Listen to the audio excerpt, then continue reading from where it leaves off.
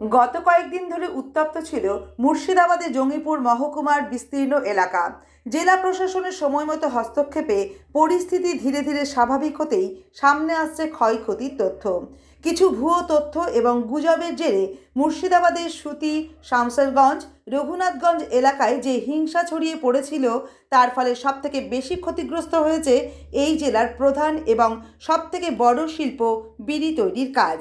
মুর্শিদাবাদ তথা রাজ্যের বিড়ি হাব হিসেবে পরিচিত জঙ্গিপুর মহকুমার সুতি, শামসেরগঞ্জ, ফরাক্কা এবং রঘুনাথগঞ্জের বিস্তীর্ণ এলাকা।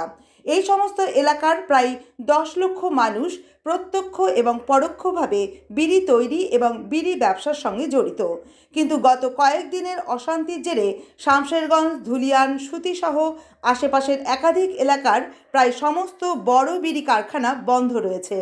কাজ পাচ্ছে না বিড়ি তৈরির সঙ্গে জড়িত কয়েক লক্ষ শ্রমিক, যাদের অধিকাংশই মহিলা।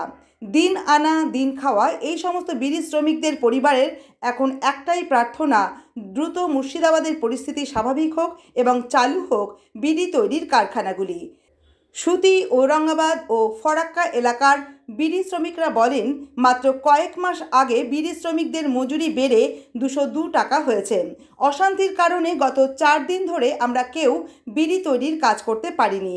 আজ থেকে আবার মুন্সিরা আমাদের বিড়ি তৈরির পাতা এবং বিড়ির মশলা দিয়েছেন বিড়ি তৈরির জন্য। অশান্তির কারণে গত 4-5 দিন আমাদের কোনো রোজগার হয়নি। 2 দিন বন্ধ ছিল না, আমরা বুঝতে পারছি না কি জন্য বন্ধ ছিল, আমরা জানিও না।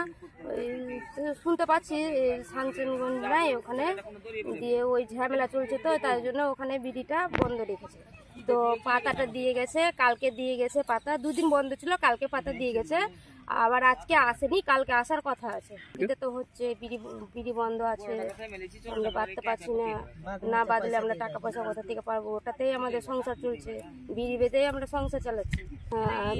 হ্যাঁ চলে, মানে এই আমি যে মজুরিটা পাই ওটা দিয়ে আমি নিজের সংসার নিজে চালাই, ছেলে টিউশনি দিই, আবার আরও অন্য কিছু কাজে লাগাই, মানে আমিই করি এটা। প্রতিদিন আমি ওই 700-800 করে দিই, মজুরি 200 টাকা দেয়, 8 টাকা কম 200 টাকা দেয়, মানে 192 টাকা দেয়। 300 টাকার মতো লস হয়েছে আমার। বিড়ি যদি বন্ধ হয়ে যায় তাহলে আমরা কিভাবে পেট চালাবো? শুধু আমাদের তো, আমার শুধু অসুবিধা হবে না, সবারই অসুবিধা হবে।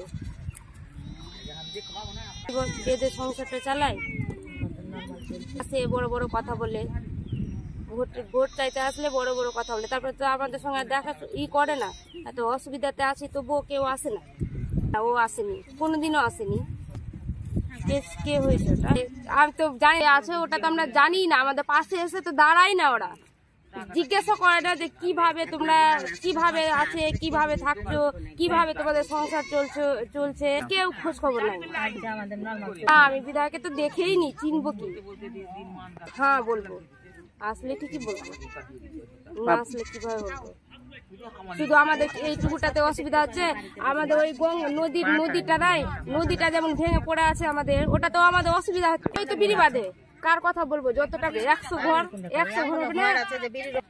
ঘর বিড়ির উপরে চলে, মানে বিড়ির নির্ভরের উপরে থাকে, যে বিড়ি না বাঁধলে খেতে পাবো না, বিড়ি না বাঁধলে এটা কিছু করতে পারবো না।